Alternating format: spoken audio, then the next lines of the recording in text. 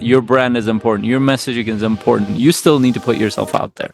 That part doesn't change with AI. Execution part is hard, and maintaining that is still still falls in the realm of being human until AI agents come into the picture and other things, but that's a little bit later. Hey, it's Daniel, and you are about to watch a clip from our free podcast, The Coach's Journey, where we help you navigate the surprisingly difficult path of building a coaching business by people who are actually doing it. And we go live, raw, and unedited every week in our free Facebook community. Hello, and welcome to another edition of the Coach's Journey podcast here with Faisal Ansan and myself, Daniel Fernandez. And we're talking today about AI and your coaching. So we're going to talk a little bit about how we're using AI today in our own coaching and how we're thinking about using AI in our own coaching and what you can do today, especially if you're new to AI or even new to coaching. And where does AI fit in? A lot of this specifically about AI in your coaching business. That's what we want to talk about here today. And I'm really excited because AI is a huge topic and there's so much to know, so much to think about. Nobody, myself included, can know it all. Faisal included. We can't know it all. There's just so much to think about, to know about, and we don't even really know what's possible yet. So we're starting to learn. So that's what we're here to talk about today. So if you want to use AI in your coaching business, realize that you need to have already started or are an advanced user. You're going to get something really helpful and useful today out of our podcast today. And again, as always, if you want to join our community, we support you for free at cmc.coach. You can join our Facebook group and join our pro members who regularly get community and masterminding around their coaching business. So Faisal, welcome to the podcast as usual. I love talking to you about this stuff and excited for our conversation today.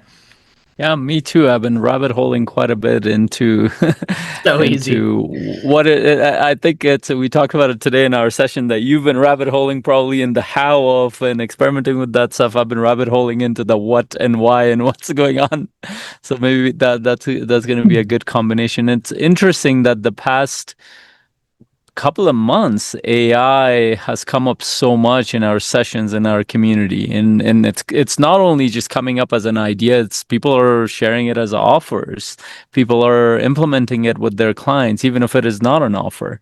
I'm using it more for myself, for my clients, and it's developing so fast as well that there's huge differences. I'll share one anecdote of this. So before we've been on the road for almost 2 months now. Before we got on the road, I was using AI to plan out our whole trip, and I was using the GPT-4o model, and it was ChatGPT, for those of you who don't know what you're talking about. ChatGPT, and to plan out certain aspects. So it was helping me a lot, but it was making a lot of mistakes. And I spent hours on it. It helped me kind of figure out all the bigger picture, but whenever I would go into details of, like, it would get the distances wrong, it would get the timings wrong, locations wrong, lots of things it would get wrong. So at the end, I got the big picture, and then I had to work out the details myself. I spent hours on that thing. And then about a week ago, my wife used GPT-5, the new version. And it came out like 2 weeks ago, for those of you who literally 2 weeks ago it came out, and she was using it, and I was like very pessimistic. I'm like, I need to double check every one of these things because it was good. And I'm looking at it, it made one mistake, and that actually worked out better for us. One mistake out of so many mistakes, and that's just one development. And it was so good at not only at problem solving, but also was giving the suggestions were better as to, okay, what it was preemptively giving you solutions. We're like, yes, sure. We didn't have to give it a lot of prompts. So that's very and this is just in a personal use context, but it is a pretty complex planning process because we're going cross country and doing lots of things in between too. Yeah.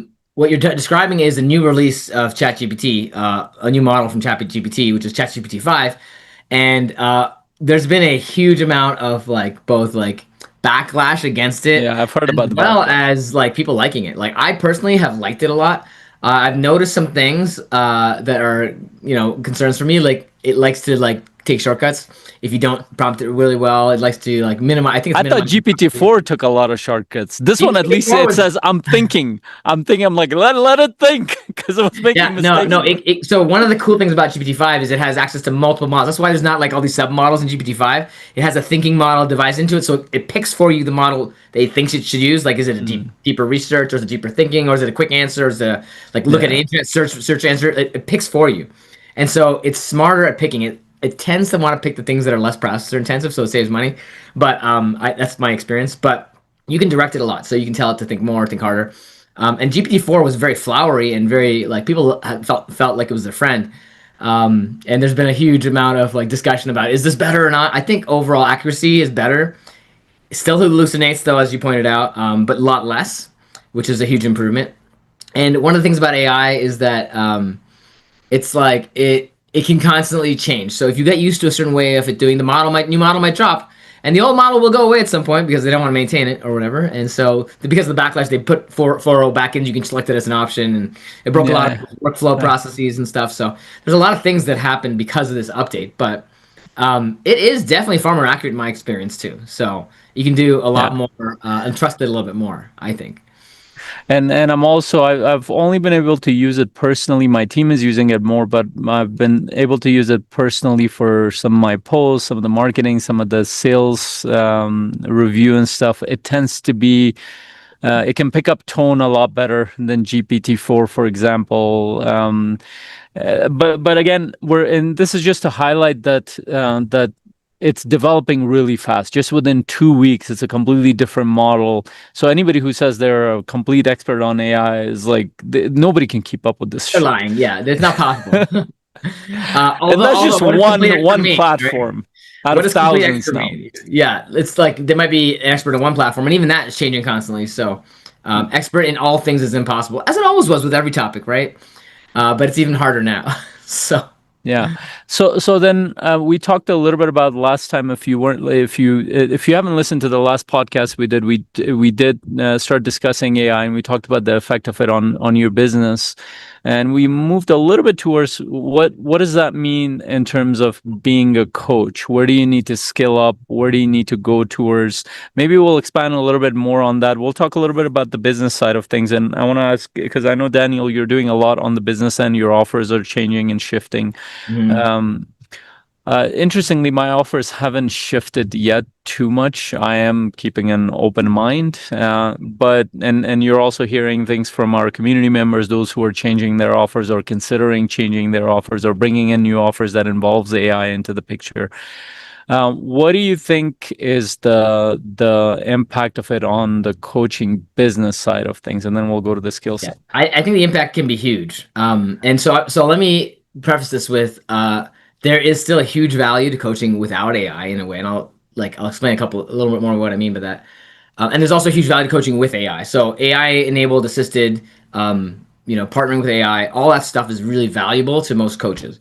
There's also a value to being able to coach without AI, and I know this from the standpoint of I have some clients who are in corporations that don't want their data, their confidential data being processed by AI models and stuff. And that's a fair concern because there's lots of AI models out there, and there's been some challenges with, most of the AI platforms like ChatGPT. They've had some cross contamination issues across people's different threads. So like you're seeing other people's like information, and that was Yeah, like really. wasn't there some report on the personal information is being dumped into AI models for training? Well, there's an option in ChatGPT you can turn that off, which I highly recommend everybody turn that off. Don't send my chats to AI for training of the future models. You should have that off if you want privacy. But But even they then, didn't give any you can't just warnings about that. that's always been there. It's been there for like I've used that for a long time.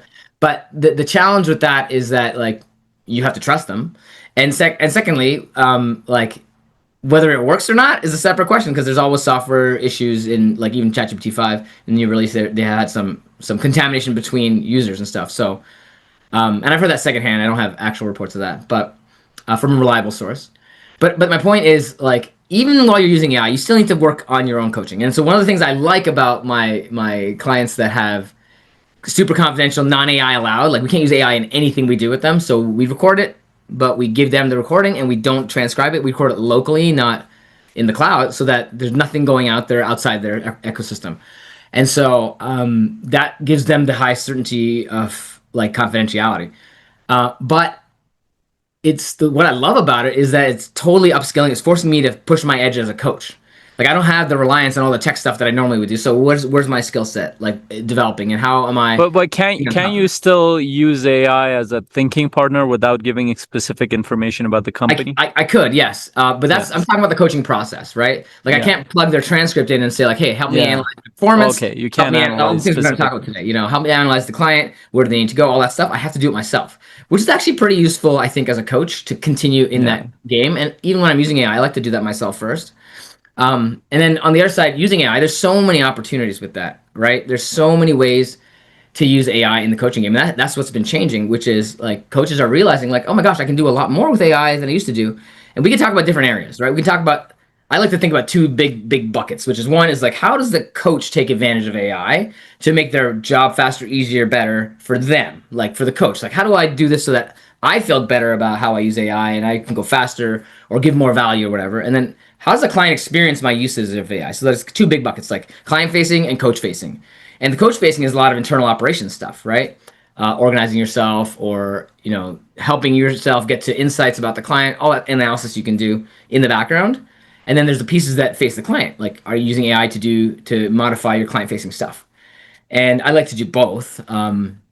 But there's so many different ways I could answer the question of like what's changing. But I think the big thing that's changing is that coaches are starting to use AI a lot more. There's a lot of coaches out there, as we talked about today in our pro member session, which is that there's a lot of coaches who don't have any idea about how to use AI. They're continuing like there's no AI, or maybe they haven't thought about how to use AI, and that's okay.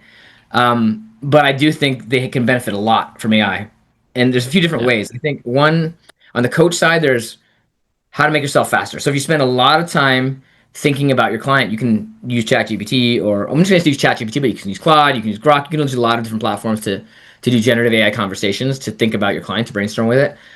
You can use it to analyze transcripts of your clients' sessions. You can use it to evaluate your own performance as a coach, and also, obviously take all these things with a grain of salt, right? Because like Yeah. AI does make mistakes, it does hallucinate, it may tell you things And that also are the wrong. prompting matters a lot, because some things Totally. that it would share based on how you prompt it will not fit Yeah. at all, and based on what you're trying to do, and it won't even I've personally been very careful in analyzing clients and transcripts and those things, because especially if I haven't gone through it and I don't have my own analysis, I don't go directly to AI to help, because I still think it's too complex for them. Some of the emotional stuff, I still think that it depends on how you prompt it to give you the answer. And especially if you're not an experienced coach, Yes. you will miss a lot of the analysis that will look smart, but it won't apply because you don't know what context it would apply for. Yeah. And I'll give you a direct example of that. So with my clients, I've been doing this for a long time. After a session, I have my notes that I take during a session, and those notes have shifted over time more towards, and this has been a big insight for me as a coach, which is don't record what happens in the session, record the client insights. What does the client think was insightful or important to remember? That is like really important, or maybe some things that I think the client should remember also, but mainly client insights is what my notes are becoming. And so as I write those down, that gives me, when I'm done the session, when I'm doing my follow-up preparation for the next session and all that stuff, if I'm sending a client email or if I'm just thinking about my client, I look at my insights, all those things that make up the insights, and then I'll kind of form my own opinion of what the session was all about. And what I used to do is I used to do a write-up based on those things. And today, what I'm doing now is I'm using AI to check my insights with what else it thinks. So, for example, not so much as a check, but like as a supplement. Because most of the time, my insights override. So if I don't give the AI any of my insights, and I tell it, do a summary of the session or figure out what your client insights are this session, it'll come up with stuff that I'm like, yeah, those aren't actually the insights. Those are pretty basic. None of the like really breakthrough stuff comes through all the time. Sometimes it does, and sometimes it doesn't. And so as I've learned to coach, and this is where coaching without AI has been really beneficial. It's built up my skills to know like what is something to highlight to the client and what isn't. And then the AI will come up with analysis, and then usually I'm like, okay, I don't want that analysis. Oh, there's a couple of really interesting things they brought up that maybe are new that I didn't think of, or maybe that are a different way of looking at something. Those are valuable. So what I do now is I've developed a prompt around my way of doing follow-ups with the client, my way of processing through my session, my way of understanding client insights. and I give it my notes and my chat with the client as well as my transcript with the client, depending which ones are relevant. And then I say like, let's help me compile these into a more cohesive unit of insights based on heavily weighting mine.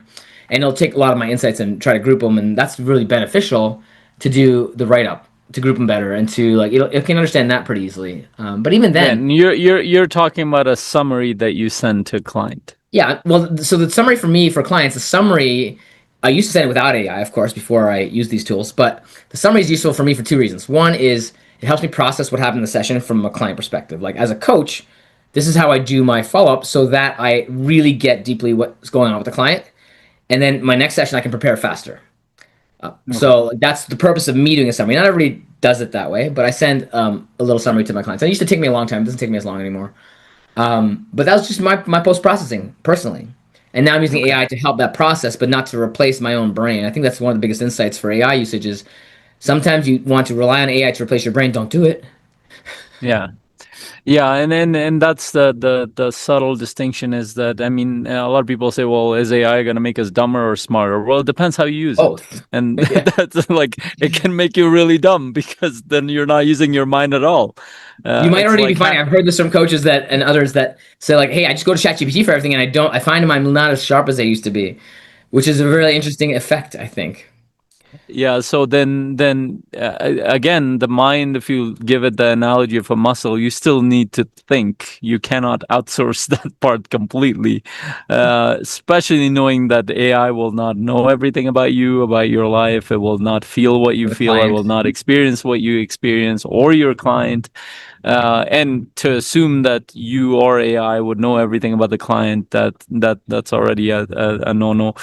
And that's why I But love in coaching without AI as something my yeah. clients. I love that. I love that. It's way harder. It's so much harder. So Which so I'll tell you another version of how so my post client work has become less, but I don't use it in the complex way that you highlighted. I do take away I do take my own notes to this day, and I do focus on more like a lot of my notes are me processing the stuff. It's less for a client, it's more for me of making sense of like what the client's what do you saying. mean? Give me an example of that. So I'll write a bunch of stuff. Like 90% of what I write, I don't even share with the client. I'll just write, okay, this client thought of this thing this way and felt this way, and this was the action followed. Like that's the kind of the theme. And when I'm looking back at the note, this is not usually in AI. I'll look at it, oh, okay, we discussed that.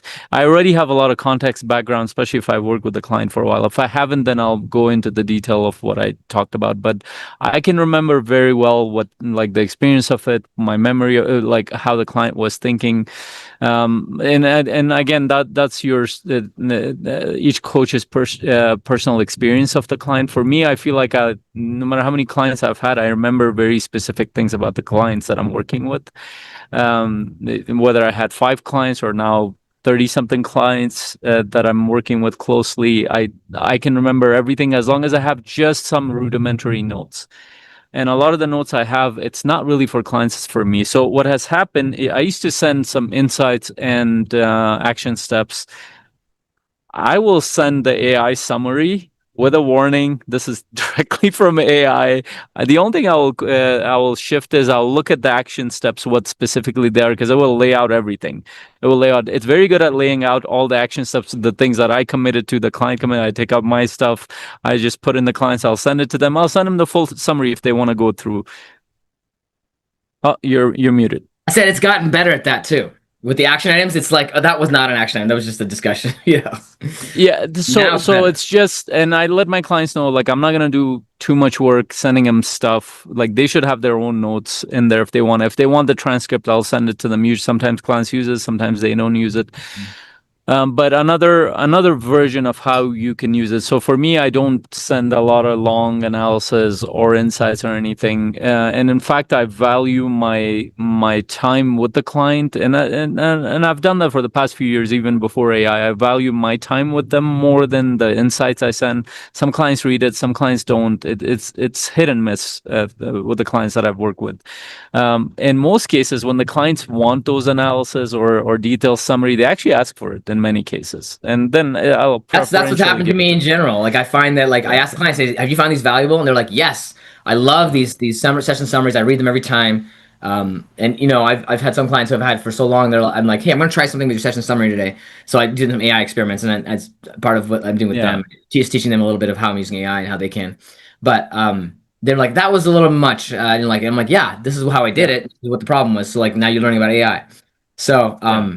yeah, so you can do some experimentation with the clients if you want, if that's part of your journey too. Uh, But Yeah, and so just to review a little bit from the last session, you can the other uses in terms of the big bucket that you mentioned of uses, uh, pretty much any coach or any person in business that says it's hard to put out content, that excuse is gone. Because you can use it to create a lot of content. I mean, our advice usually is make sure AI knows your tone. So speak to it, give it your perspective, everything, and then it can add more to it because that way at least you keep the authenticity of your message to some degree, even if AI adds to it. But and I used to the advice for me was that if you have to pick between content and reaching out to people and making offers, pick making offers. But I don't give them. I'm like you should be doing both because because it's so much easier than it used to be. it's taking a 20th or 50th of the time you would use in the past. So the work is such a low amount of work for you to get high output, to have visibility online and to put your content out. The part that will take a little bit of effort is to make sure your content is authentic. But I'd rather you be visible than fully authentic, because visibility means that people know about you and they will find out that your authenticity when they meet you, because they will end up on a call like this with you. Yeah, uh, yeah. and it, and then just the thing to be careful is that one of my team members, he started experimenting and posting some things, and there was a couple of posts I looked at. It was very poetic. I'm not very poetic. It was very, I'm like, I don't speak like that. Can you remove that? But it was very obvious that wasn't me. I'm like, okay, just be aware of that. Like so I started giving it my transcripts of how I speak and maintaining that tonality while creating the posts. Well, what you could do is you could take the posts and create a system of approval where you're like, yes, I love all these, or you can actually have it run through a filter that you can automate around your voice and your transcript. It's created a voice tone. You can say like that. How confident are you that each of these reflects it? And then if it doesn't, you can have it go through. Like there's a lot of Yeah. complex automations you can do, which I don't recommend for people at this stage. Yeah. Like if they're at the stage that you're at, where you have a lot of content going out, a lot of automation, a lot of behind the scene work helping you build that, that's fine. But for the time being, like for most coaches at the beginning stages, they don't need that level of complex automation, right? They just need to Yeah. be visible. So that's on the in the marketing area. You can do create a lot of posts, analyze, make sure it's authentic. The other Let's, side let's is talk the more specifically sales. about that. Let's talk a little more specifically about that because I think a lot of coaches out there don't know what you mean by that. Like, oh, we can put a lot of content out there. I think they get it with ChatGPT, for example. They could like ask it for content, but they still have to have a process in place by which they take that content and post it, or take the Okay. content, decide not to post it, depending what their goals are, right? So I think one of Okay. the So I'll leave that up to you. What do you think they're not hearing? Because that's the detail that you see. Well, like part of it is like I think it's easy to say, but then when coaches sit down to like start asking it, like part of it is the prompting, right? And Yeah. honestly, you can work with ChatGPT to figure out what you need to do. So the missing piece is often like I want to post a lot of content. Just tell ChatGPT that, and then and you can tell it, ask me questions until you're very confident that you can help me with this in the right Yeah. way. Right, and then it'll ask you questions. Say, ask me questions one at a time, and then you can have basically a conversation with it. You can do it in voice mode, or you can do it in typing mode, and then once it gets to a place, it'll tell you like, I think I can help you generate your content now. You could also just like generate 30 pieces of content, and it'll just generate random stuff. Like that's fine to start, so you understand how to work with it. You have to learn how to prompt it to give you what you want. Like for example, the follow up Yes. sequence that I talk about with my clients, I worked on that prompt for months. Right, it gets better every time I do one, and it's gotten to a place where I still have to do a lot of work. Like I tell it to generate the report, it won't do a good job of that still. I go in there and I edit it myself. And it takes me Mhm. just about as long to do that still. But I'm working on the system so that I can do less work later. It's taking me longer right now because I'm working on a system at the same time. So, Okay. but it's the same thing with content generation, right? It might take you a little longer at first, but that's because you're learning. So don't be afraid to learn how to do it with with your execution and iteration of that. Yeah, and then which like to summarize that the best way to learn these models actually play with it. Exactly. Don't just Exactly. like literally play with it. Yes, you can learn from others better prompts, better ways of prompting, better ways of looking at it and understanding these models, but experiment with it because you will know. And the models are getting so good that, like you said, you can push it to ask you questions rather than the other way around.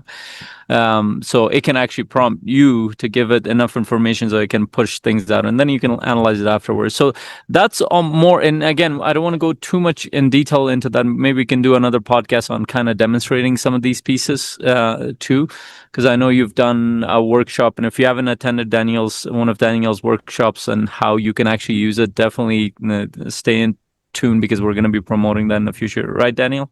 Yeah, I'll probably be back in about 8 to 10 weeks in the future. Awesome. That's the AI use case mastermind that we've run CMC twice.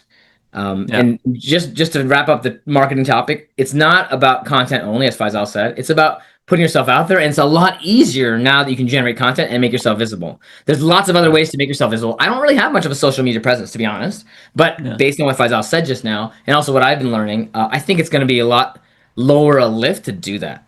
So, Yeah. like, it's going to be like almost like it's so easy to do, you might as well just do it. Yeah, and that's so what it's doing is removing the initial friction.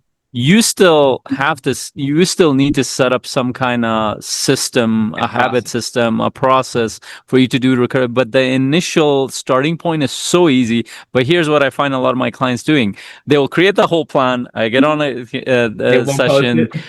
They haven't done anything with it. And Yes, they did it exactly. like 3 weeks ago. I'm like, so It's because there's what do you need to do? resistance. So there's resistance. That's where coaching comes in, and all it takes is just getting rid of that resistance. All of a sudden, they have a whole plan to. That plan would have taken a couple other sessions to do. We don't have to do that anymore. Yeah. It's in place. They just need to execute it. So the execution part is hard, and maintaining that is still going to be still falls in the realm of being human until AI agents come into the picture and other things. But that's a little bit later. And they are uh, coming, but the other thing you're going to face looking forward in the coaching industry is there's going to be a lot of people doing a lot of content a lot of the time, and you won't know what's actually them, what's actually AI. I think like I have a feeling 80+% of it will be pretty much the same generic, non-authentic stuff. So it's good to practice it now while it's not that much out there. But then when you get to the point where yeah. you've developed a voice of your own and can infuse that into your AI to do it authentically rather than just like have ChatGPT spew a bunch of stuff that anybody can do. Yeah. It'll be So, more so, valuable. so what shows that the value of your authentic voice is going to become higher and higher and higher as you Right. develop it. But you need to actually work on developing your actually. I think Russell Brunson talks about it that he had to record, I don't know, 100 something podcasts for him to even find his voice to communicate to his clients. We find that in our own podcast that we're learning ways to communicate. That takes actually experimentation. That Yeah. takes putting yourself. AI is not going to do that for you. Even if you can mimic your body and everything, it's going to be just another copied version of somebody else's thing. It won't be you. Well, actually, so here's another interesting application of AI where you can actually develop a clone of yourself that has your image, your face, your video, and your own transcripts and your own personality and stuff. And you can actually make it like both record messages for you as well as interact with people. It's not perfect yet, but a lot of it for short segments is actually quite believable and it's starting to get really, For really. short segments, but we're talking about, and our intention is to build. If you're building a brand and your authenticity is important, and your brand is important, your messaging is important, you still need to put yourself out there. That Yeah. part doesn't change with AI, and so that's on the marketing. I didn't want to leave the sales side. So on the sales side, it has applications as well. Is that it can help you build messages, it can help you create better offers, it can help you Copy. analyze your sales calls. It can help you create sales page. That came up in our session today where one of our clients, even though he is the one teaching AI, but he didn't think of creating a sales page using AI, which I have. Actually, we actually changed our whole sales page for an in-person event and it worked. It was just even though this is more close, like we would send, but the copy was so much better than what we would have done. We still had to modify some of the things to make it sense of it, uh, keep it. But it was as if I had a consultant who walked me through a sales page format, and I was working with him back and forth. But it was really good. Yeah, and that's really valuable. And like we've done some applications of it in CMC. And here's the thing: you got to play with it to learn. And even in CMC, we've run two of these AI masterminds already. And the copy, we used AI to generate it, and some of it wasn't that authentic. Let's be honest. Like behind the scenes, we're working on that. Like, how can we make this more authentic, more to our voice? And it wasn't perfect, but that's okay. We went with it. And so part of the resistance of putting things out there, you have to get over and be willing to make mistakes and being to be imperfect. And a imperfect like set of copy, we had a 14 email sequence or whatever.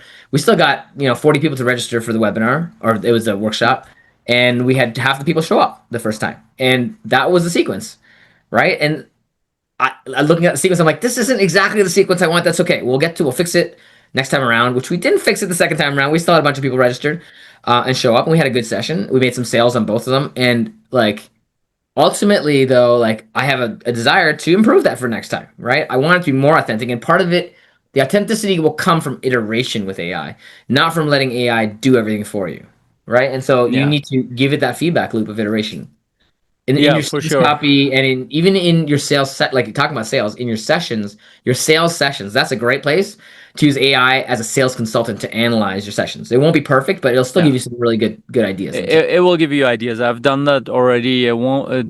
I haven't used GPT-5 for that. It might be much better, but with GPT-4, I've done that. It It's gives pretty you, good.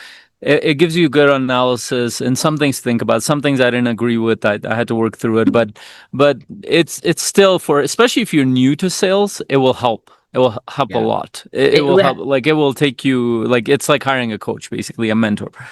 Yeah, and actually, Faisal, when you did your analysis with the sales sessions, what kind of prompt did you use? Let's talk about the nuts and bolts of list first, so coaches can like actually do what you said. Okay, how about this? Here's what I want to do because since we have started a AI conversation, I want to kind of continue this in the next few weeks. We do a version of those prompts for marketing and sales, but I do want to go into the skill sets because that's what we promised in the beginning. Skill sets Yeah. of coaches. Okay, then let Let's me just get this. let's just tell people like one prompt they can use. They can do something One. like, So, you know, so a go ahead. simple prompt could be that, and I've done it in different ways, but one simple prompt: act as a sales trainer with this kind of industry, and in this kind that works in this kind of industry. So, for example, for me, for mindset coaches who are on these kind of sessions, and help me analyze this discovery call or sales call that I had with a client. And based on that, actually, I also got her to ask me a bunch of questions. Ask me any other questions you need to know for you to analyze this a little bit better. Some of it. And later on, I've also experimented with you have a team of marketers, salespeople, and a bunch of other people that are analyzing in different ways. I've also gotten it to analyze it as a specific person, like Brendan Burchard, for example, like Rich Litvin, because it can understand their models a little bit better and give me analysis based on that. So you can do it in different ways, but experiment. Yeah, I will add one thing you could also add to your prompt for sales. I love everything you just said, Faisal. And you can also add, based on this person's stated responses and comments, understand what missed the mark for them and what the next steps would need to. I'm just developing off the top of my head. What next steps would this client need to hear or see to continue the process forward? Right, like You mean the follow-up process? yeah. So in our next call, what things would I say? Like I haven't done this analysis with my sales calls yet, but it's part of my backlog of things to work on because AI, you can go down so many rabbit holes. It's like how if I were to implement what you're saying along with what I'm saying, which is listen to this person's words and comments and phrases and analyze what missed the mark for them and what they would need to hear to continue forward, and what Yeah. what the specifics that they're actually looking for. And I would not listen to the answer until I did my own analysis of myself after the call, which I usually do myself. So Yeah. Yeah. okay, And yeah, let's wrap up and that part of the that conversation. that that's a good idea. And maybe one of the things I want to do is maybe we can either pick up a version of a sales call or something, kind of demonstrate that at some Yeah, point we'll in one of definitely the do that. calls, In whether fact, we do it in a I want to workshop. do a CMC workshop with Yeah. like a lot of different pieces of the puzzle with specific prompts that we can share with people and that kind of thing. Yeah. So we'll do But that. summarize, it's useful. It's actually it's more important for you to experiment and see the answer than anything else, because Totally then agree. you will learn as you do this more.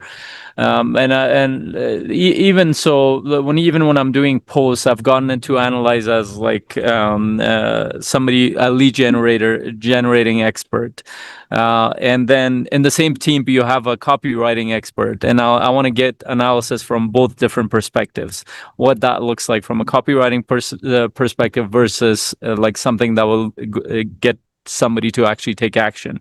Yeah. It does, it creates, and again, you experiment with these and move forward and learn. Anyway, so I do want to speak at least overall to the skill sets of coaches. Like what does that mean? What does the world of AI and AI development and all these things that are coming, what does that mean for, because everybody has to skill up. What does that mean for coaches in your opinion? When you say everybody has to scale up, like it depends what scale up means. Like scale up can mean a lot of different things to a lot of different people.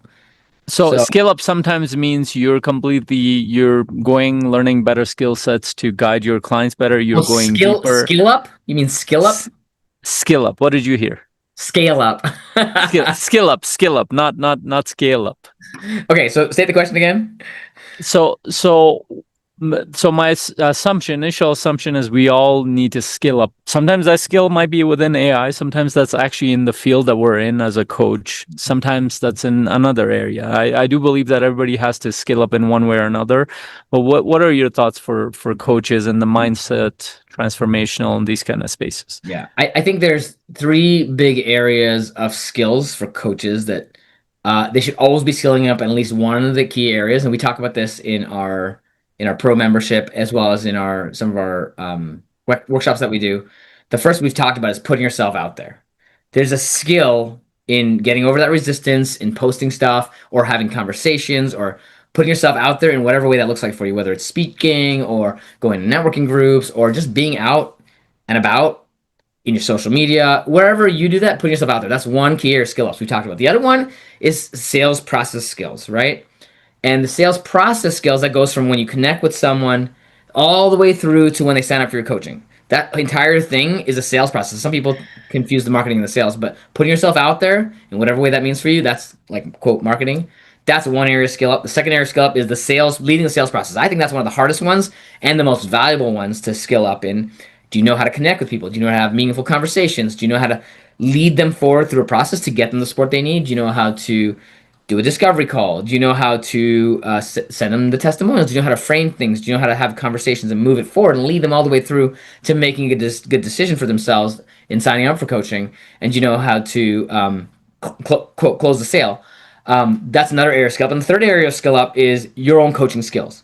And this is a whole other deep rabbit hole of being able to coach better and better. And sometimes this relates to the kind of coaching that you want to do. My own version of this has been I've learned coaching and teaching and mentoring and leadership and like all kinds of things that are part of the coaching umbrella. There's so many different skill types in coaching, and some people want to focus in some areas and some people want to focus in other areas. So understanding like how to evolve as a coach, and sometimes you don't need to understand it to be able to keep on evolving because especially in the first few years of coaching, I think, and I'm still doing this, is iterating based on what's happening with my clients, with myself, with my life, with where my like right now I'm iterating a little more and learning a lot more about AI. I'm iterating back into a little bit of consulting and combining coaching and consulting right now, and also AI. So my skill sets I need to learn are both in the general coaching space as well as the business space with consulting, as well as the AI space with the tech stuff. That's where my interests lie, and that's where my my particular background and my ability to work with clients will continue to evolve in all three of those areas. Yeah. But it all like in a coaching business, I would consider that part of like your offers. What are Yeah. the offers that you want to make, and therefore what are the skills that you need to grow in, and also where are you heading, and what are the skills you need to grow to get there too. Does that make sense? I Yeah. feel like I was rambling a bit, but No, well, it's good that you rambled because you covered those three main areas. I was waiting for you to wrap that part up, but which is good. The marketing, sales, and then the specific skill sets for coaches. Here's my feeling, and the word that jumped out for me was iterating. And iterating requires you to experiment with something. Uh, I have a feeling in the world of AI, in the world of information, in the world of so much knowledge that people have access to, people are going to stay more and more in the world of theory because iterating requires you to experiment, and experimentation by its nature will lead to failure the first few times, and that's the part that's still the human part, which AI is not going to solve for you. You still have to put yourself out there, and this part of building your skills. So, and here's a good example. So most coaches I know, the way they develop themselves is they go get a next certification and then another certification and another, all of it in the world of theory. Even if they have some practice coaching in there, they're in their safe little bubble with other coaches who know what they're doing. But coaching a person outside of that world and coaching another coach, two different worlds. So they won't take the so-called skill sets, the theoretical skill sets that they've learned. They won't experiment with it because it's risky and it might not work. And have been in sessions where I've tried a tool and it has not worked, Oh yeah, or those, I've those are the completely worst deep, or the best for learning. I've completely blown it. Then I've had to pivot within the session. The I've, repair I've process. recovered. And a lot of times I've recovered. There are times where I couldn't recover a session, Yeah, and it does not feel good. I mean, I can still remember the I sessions that I remember that really this blew. stuff too. It's terrible. you So you have bad. it in your experience that, and that's the risk of actually doing work with people, because there are real consequences to whether something works or it doesn't work. When somebody says, hey, help me through this relationship challenge, help me through this business challenge, or help me with my family, and they go try it, or something doesn't land from you, or help my child, or help whoever, if that does not Stakes are work, that high. has a, yeah. So, and then I think that's going to get worse. What do you think? It's definitely gonna get worse. People are gonna rely on AI for a lot of things, but the AI won't be able to have these these these experiential relationships with things, right? And so, remember how AI works. Generative AI does not work by understanding you. It works by predicting what a good word or series of words comes next in the sequence based on the vast array of data. And you can tweak those things and the output will change. If you ask the same question twice, it can come up with completely different answers, which is both great and horrible. So, Yeah. I think it can get worse, but also it could get better too.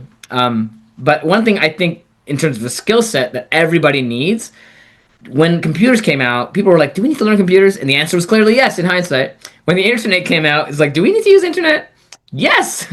When AI came out, I think we'll all be, pretty much in agreement if we say yes, you need to learn AI.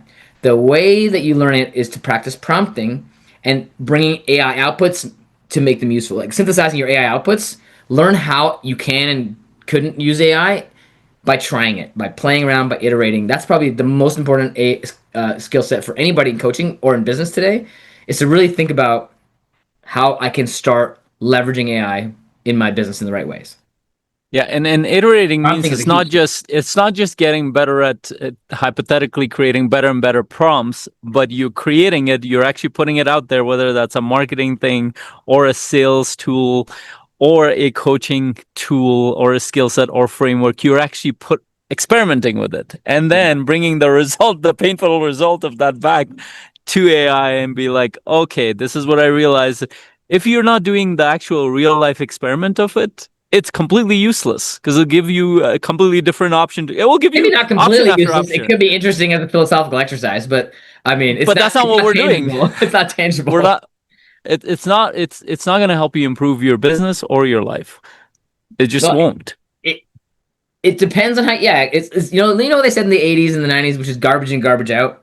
Yeah. It's garbage in and really great looking garbage out a lot of the time with AI. So, Yeah. and So honestly, I actually put together a Chrome extension the other day in 5 minutes and it worked. And then I tried to make one simple change and it completely broke. And I realized like AI is not quite there when you think about building apps and building systems.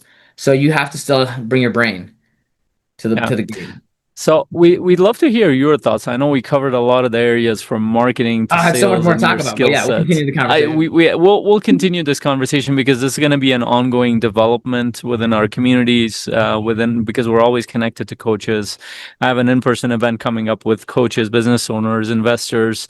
Like it's 3 days of a lot of exploration of like how people are using AI and other things. How are they thinking about their business, their life, and I have ongoing conversations with my clients one-on-one and group. A lot of things are going to evolve in the next few years. And one thing I believe is that you want to get direct feedback from the marketplace, not just the news, not just these kind of outlets that give you theoretical Totally. feedback.